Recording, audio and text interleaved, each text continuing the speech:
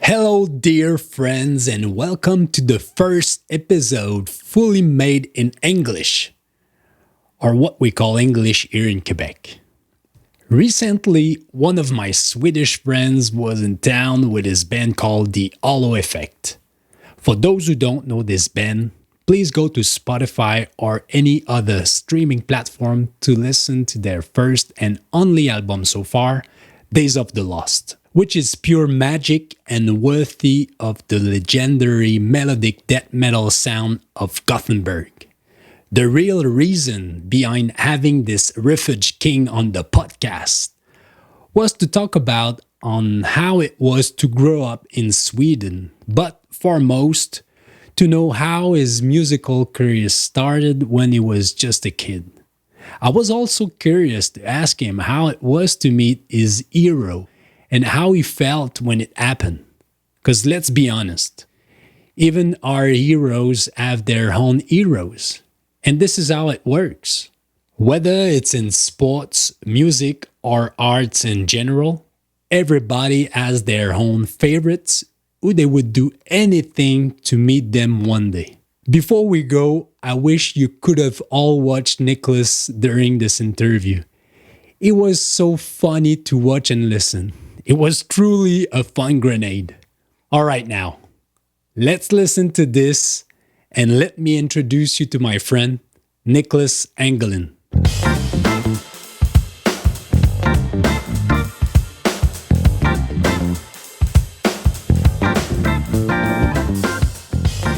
Niclas, how are you, my friend? I am happy. I am tired. It was a good show. Yeah, it was a good show. Meeting old friends. Yes. Again. That's lovely.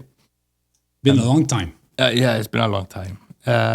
Sitting here on the 14th floor, having the beautiful city lights of Quebec outside. Quebec, yeah. Uh, Just to tell everyone, tonight there was obviously a show in town here in Quebec. We had the pleasure to have the Hollow Effect for the first time here. yeah, Of course, you came here before, but that was special tonight. That was your first visit. Yeah. Peter, Daniel, Michael, yeah. and Patrick. Thank you. People were pumped. My friends were pumped. Yeah. I don't know how you felt it, No, the energy and all that. I felt the energy. People were so happy. They were cheering along, and we have these Iron Maiden moments where people are singing along to the melodies and such. Yeah, I love that. yeah, Thank you, Quebec. yeah. You're welcome. Thanks to you, man. And can't wait to see you again. Montreal tomorrow, right? Yes. And then home of Rush, Toronto. Toronto. Yes. Yeah, Rush is big for you guys in Sweden, huh? It is that special. So we're gonna do some sightseeing around, I think. I have to give props to a newfound band that me and Michael has found, or Michael, he presented it, he played it to me. Yep.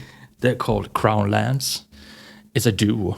I don't know if they're from Montreal or Toronto, whatever, but they are fantastic. I love this band. So me and Michael are looking for the vinyls of Crown Lands. Okay. So we're gonna look for it tomorrow in Montreal or in Toronto. Yeah. So the hunt starts tomorrow. Yes, Crown Lands, people, check it out. I will. Fantastic band. I will. And last time I saw you in Montreal, we went to buy some vinyls together. We did. Yeah. We did. And you told me to buy the Paul Bearer one, Yes. the special Yeah. with the four song, the covers. Yeah, the EP one, right? Yeah. The EP. And the artwork is just freaking awesome. Flawless. Yeah. And isn't it a cover version of Typo Negative and Yes. Black Sabbath? Yes. Yeah. Love you to death. Yeah, exactly. Oh. Great. That was a great advice Yeah. by yourself. And the night before, or 2 nights before that, I think we were in Boston or with you guys, or Clifton Park in the state of New York. Yeah. And you introduced me to Paul Bearer, actually. And you said, I just discovered that band. And Yeah. how great is Yeah, that? yeah. It's great. I mean, it was a little bit funny. I like these moments when you discover a band and it hits you so hard. It just this is for me. I love this band. We were supposed to go on a US tour. US tour? Yeah, US tour. Yep. And then we boarded a plane, and I haven't got something to listen to. Where is and I have iTunes. Yeah. So I got these recommendations. This is a red pallbearer. That sounds interesting. A little bit doomy, maybe. I downloaded it. Really and, doom. Yeah. And then on flight mode. Yeah. And then it was like 10 to 12 hours straight. Pallbearer Foundation of Burden. Amazing album. I couldn't get enough of it. It's doomy. It's groovy. Yes. And the sound is like a huge mountain. And the vocals are on top of the mountain, soaring around. Yeah. Crownlands, Pallbearer. Just listen to it. Awesome. I kind of agree more with you. I mean, Pallbearer became one of my favorite as well. Not all of my friends agree with me, but for sure. And also earlier today, during the dinner, we spoke about Oceans of Slumber. Yes. Yes. And you have seen them live, right? Yeah, I've seen them live twice. Yeah. But the last time was just awesome. And I told you that after the show, I met Cami, the singer. Yeah. She is so powerful. That's so interesting. What I'm new to the band, so I would dig deep. Maybe tonight when I go into bed, I would put some Ocean of Slumber. Yes. But I really like her voice because it has such depth. It reminds me a little bit of these amazing singers, soul, R&B, funk, early 70s. Gospel kind of vibe to it. In this massive sound of it's got so much emotion, a little bit of Pallbearer doom into it. Yes. So it's a fantastic combination. It is. I want to keep going with the music subject. Yes. Because it's of course, it's been an important part of your life. You turned 50 last year, I think? In December. Yes. Okay. 50 years old, still rocking, just having fun on stage. Tonight was a blast to look at you guys. You look like teenagers. Yeah. Just smiling and we're trying. They look like teenagers. Well, the precision of the riffs were there. Daniel was just spot on. How did it start for you? The first time you were in a band. How old were you, and what was the influence behind this? The halo effect, or general. General, when you were young, the first time for the first time of your life that you've been part of a band, the first time you grabbed the guitar, hey, Dad, I'm in a band now. Oh yeah, I mean, How old? I'm lost for words. In Sweden, during that time when I was growing up, 70s, 80s, the government or the communities put a lot of money into youth centers. Okay. And such. So all these sports teams and the youth centers and the school, everyone worked together. They were like connected. Yep. So if you have an interest of playing soccer or ice hockey or handball or whatever, you just get to the club and you start it, and then you can hang out at the youth center, and then you can learn how to play guitar or just hang out, having a good time. Instead of hanging out with the wrong crowd at the mall, start smoking pot, hash, and then it's just stealing and stuff. Yeah. That wasn't for me. Wasting your life away. Yeah, exactly. Yeah. So the thing is, I was really, when I think back, how I grew up, I'm fortunate to have mom and dad around all the time. Mm-hmm. I have a big family. I have 4 older sisters. Really? So we are like a big Turkish family when we meet up. Aha. Full of love. Yeah. It's huge. Yeah. So I got to hang out with my sister's friends. Okay. Yeah. And I'm born 72. They were like born 67, 65. Yep. But I always got to be with them, playing football, listening to music, just hang out with them. And it took me under their wings. Yeah. Yeah, we're gonna play football. You're gonna join us. I was so small. The little brother. Yeah, little bit like that, little brother. Yeah. So I was lucky. They were my Inspiration? Yeah. I would go even further to say that they were my guides, because as I noticed myself as a dad, my girls, my daughters, I want to play football. I want to do this. Yes, of course, I'm full support on that. Mm-hmm. But I, on the other hand, I just had to step out of into the football field, and there was this older dudes. Hey, we're gonna play football with us. Come along. Yeah. And then they brought me to the football clubs, and I was like 4 years old when I started playing football. I had no choice. My dad had no choice. Yeah, you're gonna drive. Yeah. Okay. It was football, all the way, and I loved it. I really did. But then, going back to this community and school and everything, we got a 2 hours every afternoon. Okay. On Thursdays in school, Yeah. where you can try out whatever you like to try out. Yeah. And of course, I noticed on my older friend Magnus and those guys, they were playing guitar. And they were listening to Van Halen. They were listening to Mötley Crüe. Wow. Yeah, maybe I should. Yeah, I signed up for Thursday afternoon at the tryout thing. Yeah. And I actually tried out bass first. Okay. Yeah, bass. And then at the end of the termin, I think it's called. At the end, before the summer vacation, we had this show where we play at the school. The end of the year show. The end of the year, we have to sign. I was so nervous, and we had this. I did that. Yeah, you did that as well. Yeah, but keep going. Yeah. So we had that show, and we played one song, "Go Gala Miss Molly," the old rocker song. Go Gala Miss Molly. Yeah. So I played bass on that one, and then I got hit by the actual idea of being in a band. It's drums, it's guitar, it's bass, and it was vocals. The energy. And the energy, and it has to work together. Yep. And in my mind, that's the same as a football team. You have to work together to make it play good or sound good or gel everything together. Yeah. So that was the first seed.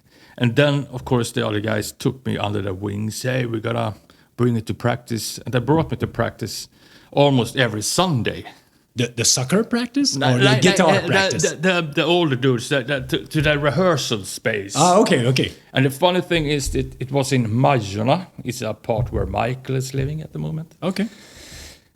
Called Fryshuset. Yeah, if you say so, I believe you. Yeah, Fryshuset. There was a lot of rehearsal space there, and I got to be the mascot, and they had grown out the hair, and they were looking, I was like, oh my god, this is, I got hit by lightning. Yeah. That was so fucking cool. So cool. And the funny thing, in the same building, way later on, Studio Fredman had his studio where he recorded Slaughter of the Soul. Had the gates? The gallery. Oh, yeah. And Gardenia was there, In Flames recorded the first. Yeah, at the same building. Wow. So it had its history of rehearsal space and studios. And they kind of had the same sound as well. Exactly. Yeah. So, and then my dad figured out, hey, maybe my son is into heavy metal. Shoot. So he's a vinyl collector himself. Everything Johnny Cash, Waylon Jennings, Chris Christopherson, Elvis Presley, of course, all that stuff. Yeah. So one day he came home with Defenders of the Faith with Judas Priest. Judas Priest, baby. On vinyl. Wow. So, what is it? Wow, can I? Yeah, it's yours. And I open up the inner sleeve. Yeah.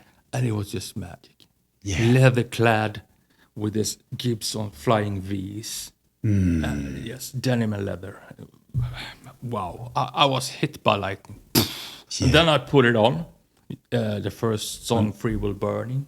And it was so fast. What is this, Dad? How old were you? Yeah, by then I was... 7?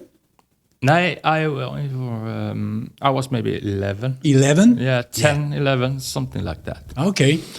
Kind of high school or almost? 11, 10, something like that. And then I got the live album by Motorhead, actually from my dad as well, No Sleep Till Hammersmith.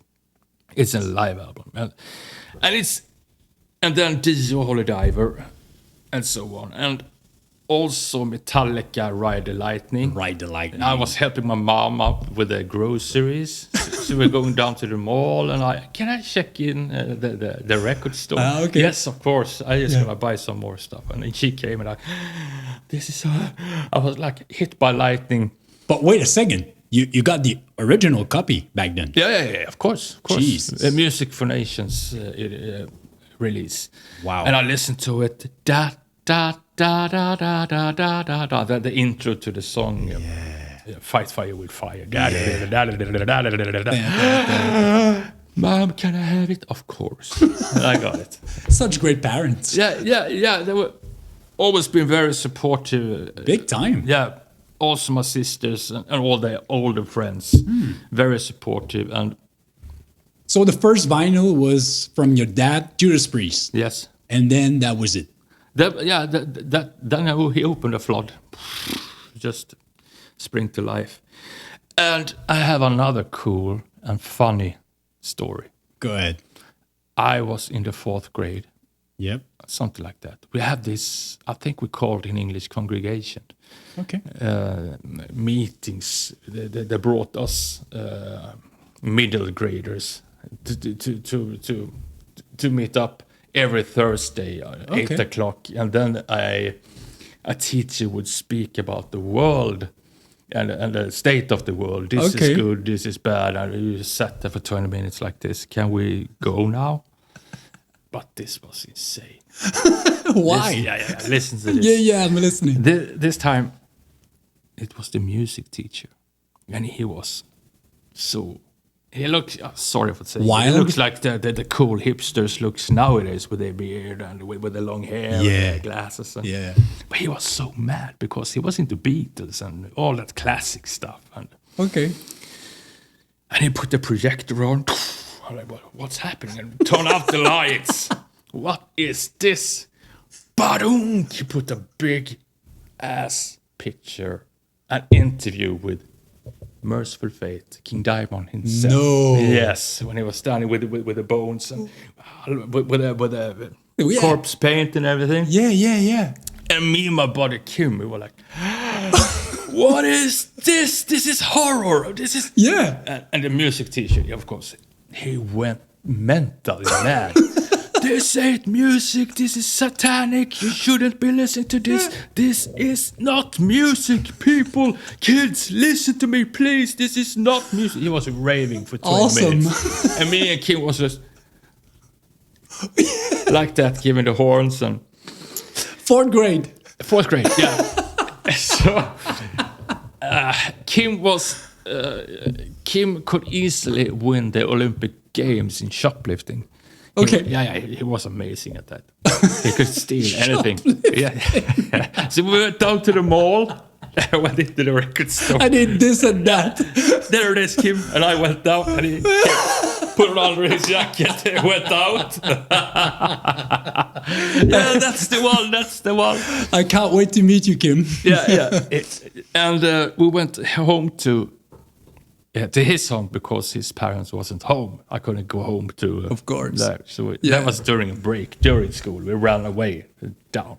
So the stolen vinyls were at his place, not at yours. So we had this Don't Break the Oath by Merciful Fate. Oh, and I turned it around. I had the same feeling as with Defenders of the Faith and Motorhead and Metallica and Dio. Mesmerized. I said, what? Wow. Can we put it on? Yeah. Put it on. And I opened the inner sleeve and it was this feeling of horror, something satanic. You don't understand what it is. Something just a feeling weird goes through you. And then it starts to sing. And Kim was like this. What is this? And I was like, oh, this is the best. I try another song. I can't. Do you want it? You can have it. Are you sure? Yes, you can have it. That was my first copy of Merciful Fate, Don't Break the Oath. And it's a long, it's going to be a lifelong. It's one of these easily top 5 albums for me.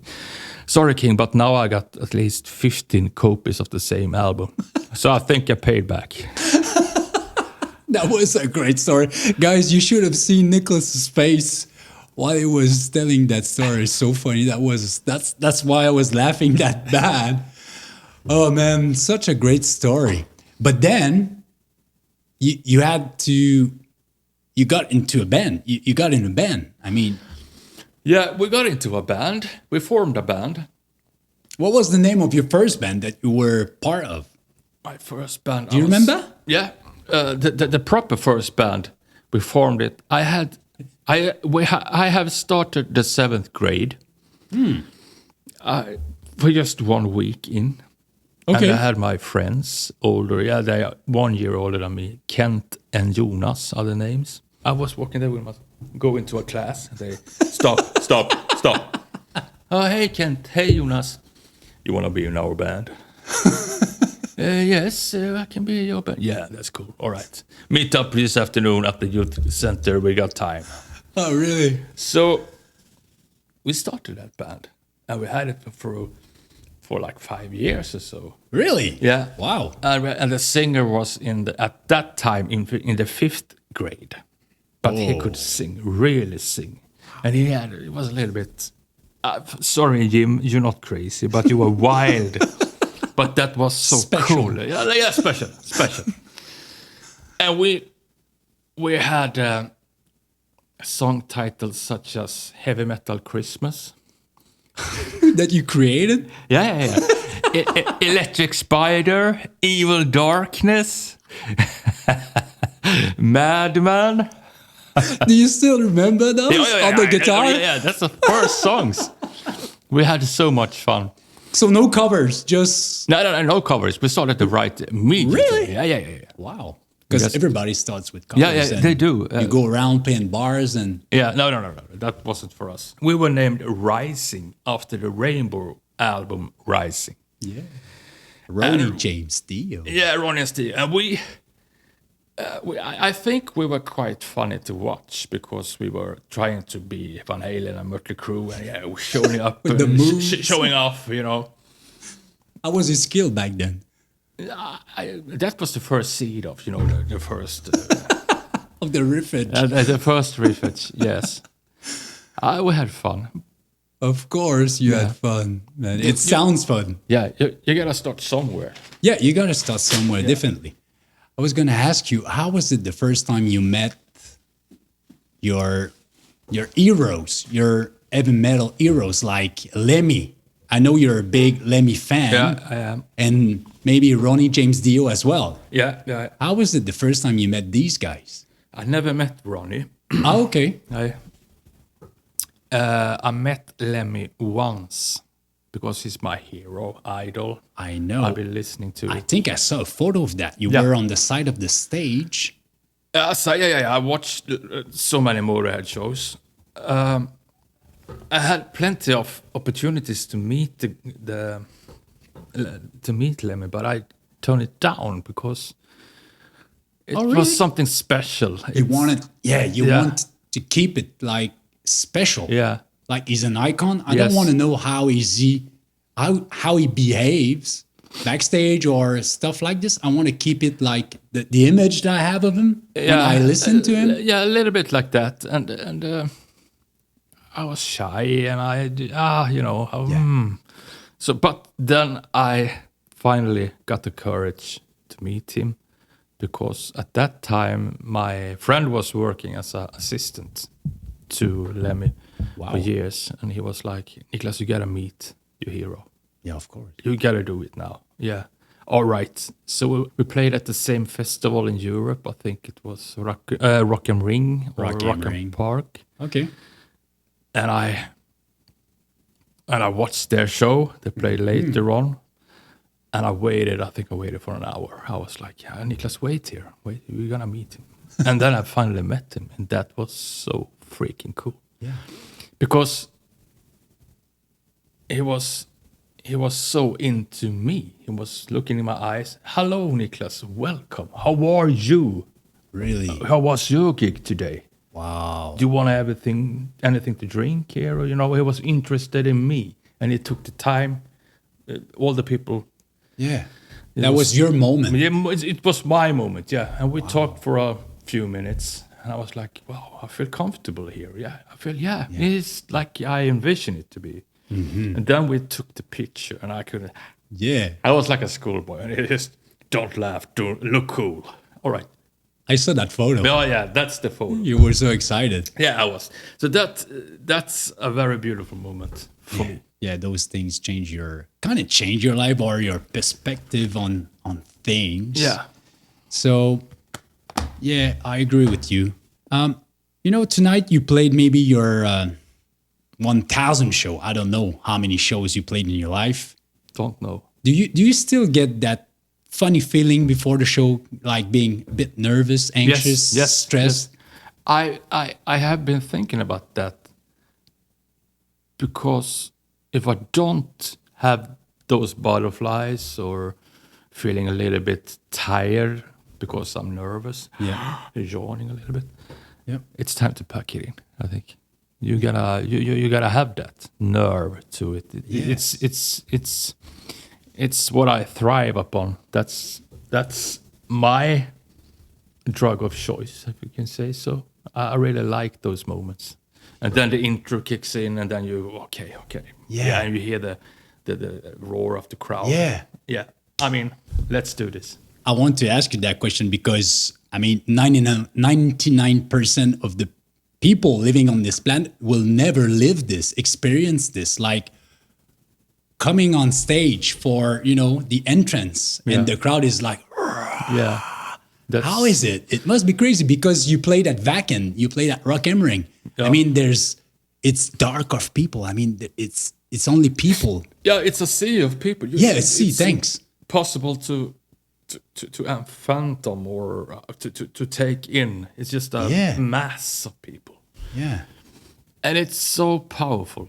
It really is. And how happy you can make people through your music, and what you give is what you get back.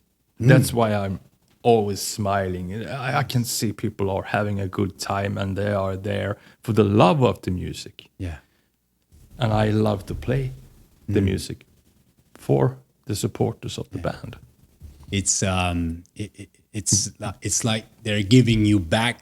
Yeah. What you're giving them, yes, and it creates big synergy. Exactly, and it just grows and grows and grows. Yeah, lovely energy to it. Yeah, and tonight I was special.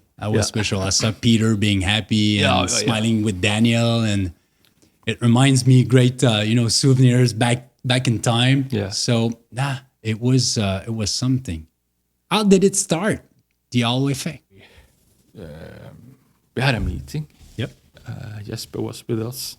That meeting, I was like, this feels good, it feels nice. But it wasn't obvious. It wasn't like, now we start the band. It wasn't like that. It took time. A little bit of time. First, we were a little bit, what kind of music shall we play? Because we're into so much different kind of genres, and we have this doom, Paul Berry stuff, and I'm into soul and funk and R&B, early 70s kind of stuff. Or shall we do classic rock? Let's meet up and see what we can do. So the first time we had this writing session was over at Peter's place. And he had the first note to the song Gateways. Okay. The intro somehow, half of the intro, he didn't. I have this, what do you think about? And then I can put some harmonies to it, and I can do this, and I can do that. Of course you can. And then I brought it back to the studio and made a song out of that. And then I presented it. And they were like, it sounds cool, but it sounds a little bit like we've done before. Yeah, it's in our DNAs. Of course. We have been doing this for so long. And we just go from there. Then we did Feel What I Believe, and I think Shadow Minds at the same batch, and that was in December of 2019. Which, by the way, Shadow Minds, that song is in another league. I mean, it's your album is great. All these songs are good, but Shadow Minds, it's like on another planet, standing there and waiting to be picked up. Yeah. And that's why, actually, I think that you keep it as the last song of the show.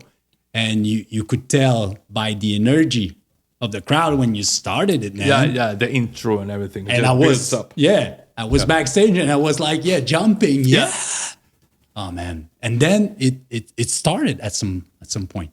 The band started. Yeah. So, and then the pandemic hit. Yeah. Okay, what do we do now? Yeah, well, let's write some more music. So because the discussions started in 2019. Yeah, 2019 in October. Okay. 19. Yeah. And then we talked about it, had meetings about Yes. this. And then we met up at Peter's place and made a Gateway song and Feel What I Believe and Shadow Minds. And then we recorded another demo EPs or in January. That was The Needless End. Da, da, da, da. What else? Days of the Lost also. Stuff like that. And no one knew about the band. We kept it under the radar. We didn't talk to anyone. Yeah, family members and mom and dad, of course. But no one knew. And then this feels good. Yeah, then we took a time to really feel. The chemistry was coming. Yeah. Chemistry was there from the beginning, but we took the time to feel, is this what we want to do? Yeah. How can we do this? Because we all have our commitments to other bands and families and families, jobs and businesses. Exactly. But if we plan this in advance, if we are careful and show respect and love, we can make this work. Mm-hmm. And then we recorded a video for the song Shadow Minds in the summer of 20, in the middle of pandemic. And then we sent it to Nuclear Blast, the video of the Shadow Minds, and the demo version of Shadow Minds. Okay. That's what we got signed upon. Wow. Yeah, that's it. Wow, I gotta have this. I just told you about Shadow Minds. Yeah. This is an awesome song. And by the way, this clip, the video clip, I just loved it. Was so brilliant. The start of the clip. Yeah. You get each of you guys get back in your body, like we're back, like slowly, and then gelling together. Yes. And the chemistry's back, and we're fucking back, guys. Yeah. Matrix kind of. It's like the moment, magic, and yeah. So it's fun in that way, and then we planned it very carefully, and then it was like, all right, we got a music video, we got a full album mixed and done by Oscar Nilsson at Create Studios, and then mixed and mastered by Jens Bogren at Fascination Street. Yep. I didn't think of anything like, is this gonna fly or this gonna... I didn't care because we have done our vision. We have talked it through. Yep. We were prepared. Have planned everything in advance. Yes. All right, tomorrow is time to push the button. People's gonna know about this tomorrow. The world's gonna know. Yeah.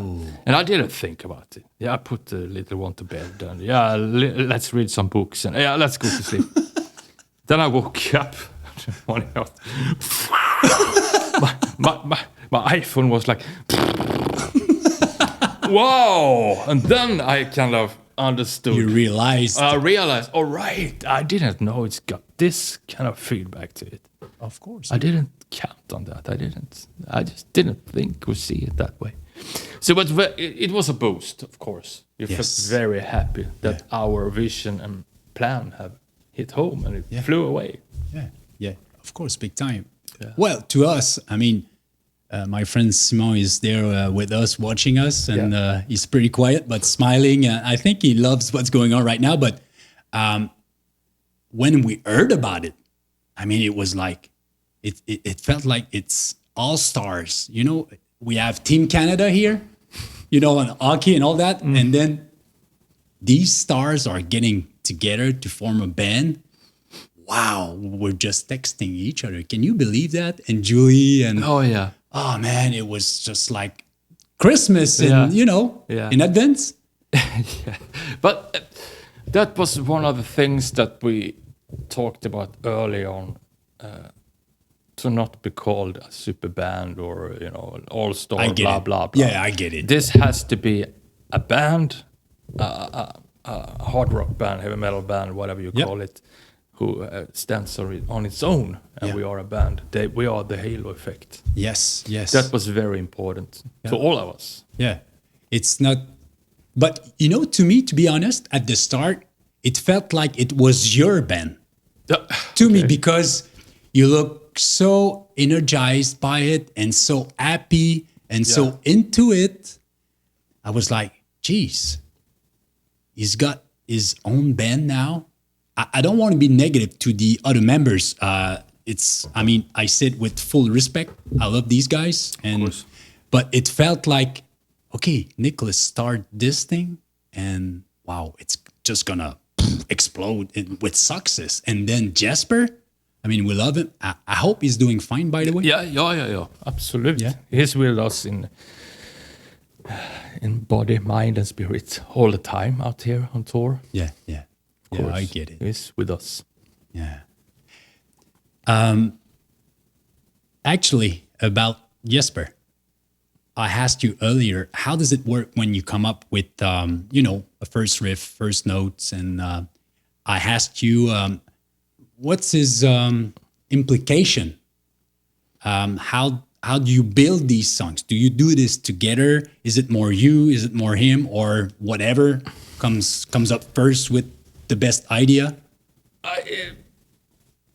We have this mutual trust for each other. That's a cool thing about this band. Of course. We do not interfere into others' input into recordings or whatever. Yeah, you're like brothers. Yeah. We trust each other. If I have done a part of a song or I have a skeletons of a song, I just, Daniel, are you fine with this? Yes, I really like it. But can I do this instead of that? Yeah, of course. Go ahead. Yeah, exactly. To let everyone be the players they are, which is very important, because do not steal any shine from anyone. Just be the person you are and just shine, just glow, because that's the power of this band in itself. Yes, authenticity. Yes. So important. So that was very important. That's what at least I noticed when we did this demo songs in the beginning. Okay, we have a couple of songs, we have this and that. Yeah, I put the bass on, and can I do this? Yes, of course, just go with it. Yeah, this is fun. Yeah, it should be fun. Yes. So it's based upon that, to let everyone put their heart and soul into it. And then, I mean, I am the one who brings the songs to the table. Okay. To come up with the skeletons of songs. And then Jesper comes in and just takes his magic. Yeah. Hey, Niclas, stop there. I hear a melody here. Can I try it? Yes, of course. Go ahead. And then he put down this beautiful melody, which makes me goosebumps. Yeah. And the magical thing about this wizard is that it sounds like it belongs in the song. It's been there forever. In its DNA. It had to be there. Yeah. So we just clicked right away, songwriting wise, because I knew him since the 7th grade. Wow.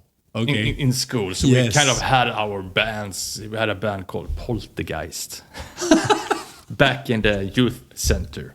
Another band. Yeah. Wow. So the writing process is quite as it is right now. Knock on wood. Yes. Really, it's a flow. It's really funny to make music, and we don't tend to overthink stuff. We just go with the flow. This feels good. This sounds good. Shouldn't we make? Nay. It does. We just have the right feeling to it, and go with it. Yeah. And then, if you have that confidence, Yeah. along with the vision, along with we're gonna go there. Yes. Just go there. Don't overthink. Yeah. Yeah, I get it. That's the concept, I think. Yeah. When your inner voice, when you can feel it and hear it, Yes. you're on the right path. Yeah. Yeah. So So many of the songs, it starts out like coffee, and the acoustic guitar. I just noodle on some melodies. It has to be some melancholia to it. yes. I love that. Swedish folk music, something very sensitive. Like you had a coffee and you just do noodling around, and then you found some kind of melody, and then you put these accords behind it to lift up the melody. And that's how most of the songs for me starts. And after that, then comes the riffage. This that stuff comes later on. Yes. But most important, the halo effect needs melodies. Yes. And that's the hook in Thanks. itself. We needed that, man. Yeah. Yeah, big time. Yeah. So that's the skeleton. That's the way you're building the Yes. hollow effect songs. Yes, it is. Okay. Always an acoustic. How hard was it to bring Daniel in the band? It wasn't hard. No? Nej. He missed it? Ja. He wanted to be part of the band again? Ja. Because he's so That busy with the beer? Yeah. Yeah, that was so cool when we started rehearsing, and the old powerhouse is back. Yeah. And that combined with Peter's bass playing, that's man. the foundation. Yeah. That's the You can like tell. this mountain that we talked about earlier with the pallbearer. It has to have that foundation. Then it's easier for me as a songwriter, along with Jesper, to thrive upon that and take that with you when you write songs. Well, for a band as a spinal cord, when you have Daniel and Peter, Yeah. wow. Okay. We're solid. Yeah, it's solid. The basics are covered, and Yeah. okay, we trust these guys. Yeah. They're professionals. They know what they're doing, and then it's safe for you to go out there and just do your things. Couple things before we close this nice interview. By the way, the first show you did, I think, was Sweden Rock, Yes, Sweden Rock. and it's kind of I don't want to say funny, but when you got hired for the festival, you didn't really have any playlist or anything like this, huh? No. This is really funny. Another funny story. Yeah, because we as we spoke about, we released the Shadow Mind single and the video to that one, and people liked it. Yes. So did promoters for Yeah. festivals and such, and we got offers. Yeah.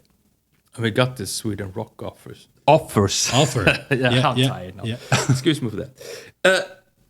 Could you make it play an hour on the biggest stage? You can open the stage on Saturday on Sweden Rock. Yeah, of course we gotta do that. That's fucking massive. And but that time, I think it was the 6th or 7th of June. We had the 4th single out. Okay. So people have heard. No, that was on Friday. The 4th single came out, and we played on Saturday. We opened the biggest stage, one of the biggest stages at Sweden Rock, and we only got like on the album it's like 42 minutes. Yes, but it's... And we got 18 minutes more to go. What do you do? So low. Yeah. So we need an intro. We need some intro. So I wrote an intro, and we had this classic Gothenburg marching band called E014. Okay. They are a 50-piece marching band, and they do everything simultaneously. Okay. You know, everything in sync. All these people it's very, very massive. Yeah. So I thought maybe we should have some kind of a snare rhythm to it. Yeah. Like that. Like military style, a little bit, but not military. Because we're marching band at the football stadium in the U.S. Yeah, during kind of football that, games at the college. So we hired 5 of them. Okay. So they asked me, do you want them with the dresses on, or do you want them? Can they come as they are? No, they have to have the dresses. So when they came, you get to put on the big hats, and we have the uniform on, and yes, let's record the hollow effect. So we did that intro. Okay. But that's only 4 minutes. Damn. Still 14 to go. Yeah. Michael, you can talk a little bit. Yes, I have, but I can't talk for 14 minutes. Then I did a acoustic medley to end the shows. Awesome. As we ended tonight. So we started and ended the same way as we did tonight. Okay. Which was good, by the way. Yeah, I liked it. Thank you. So that was what I remember, or most of us remember from the show. I only remember the intro going on stage and the outro. All of a sudden, I was hugging Peter, and we were hugging each other, and when someone was crying, and what was all these feelings? Wow. What happened in between? Yeah. Don't know. So that was magical. I can tell you that. Yeah. I can. So I've never done it before, performing the first gig ever with a new form band, the whole album. No. You don't front to back. Yeah. Wow. And later on that summer you played in at Wacken. Well, yeah, that was also another magical evening. Yeah. Because we had Slipknot. You guys are going in after Slipknot. Are you fucking kidding me? After Slipknot? Yeah. Wow. How? We only got 4 songs out. How do we do this? Yeah, because Wacken have this 2 big stages. Yes. Slipknot was here, we're going on here. How you can... don't think. Don't worry, man. No, don't worry. Just, I had to have the mindset of, we do a thing. We're here. We got this chance to play on this stage. And maybe people will stay, maybe they will leave. Let's do it. No one left. It was a sea of people. Yeah. And we got to play the whole album again. Man, we couldn't wait to watch you live. We watched it live here on the TV next to the pool outside. It was during an afternoon because of the time zone, obviously. Mm-hmm. And we watched it. We were maybe 12. So that's really we cool. watched that show next to the pool, barbecue, beer, and being just that's like crazy. being at the show, yeah. So I mean, and then we went to Japan. That was these guys are intense. Yeah. That was also maybe a week or 2 before the album dropped, something like that. And that was the same euphoria. It was happiness, and I was like, what happened? Wow. Yeah. To be able to experience these things. Pretty awesome, huh? Yeah. It's a trip. So since the start of all this magical story, the wave keeps growing and being more intense. It just keeps going and going. Yeah. So it's free energy for you. I mean, you're just gonna go with the flow for until you can't do it, I guess. So during the pandemic, we wrote so many songs, and tonight we played 2 new songs to you. Yes. And we recorded some more songs. We recorded a new album. Can't wait. Yeah.